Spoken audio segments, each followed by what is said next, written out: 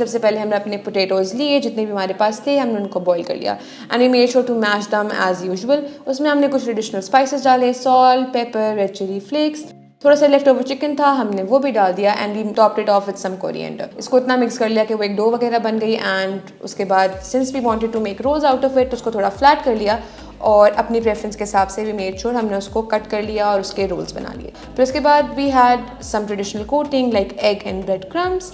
थोड़ा सा देर हमने उसको एयर फ्राई में फ्राई कर लिया for like 15 minutes and after 15 minutes this is how they turned out and yes, they were yummy. You can serve them with some ketchup or some vegetables as per your preference and your crispy potato rolls are ready.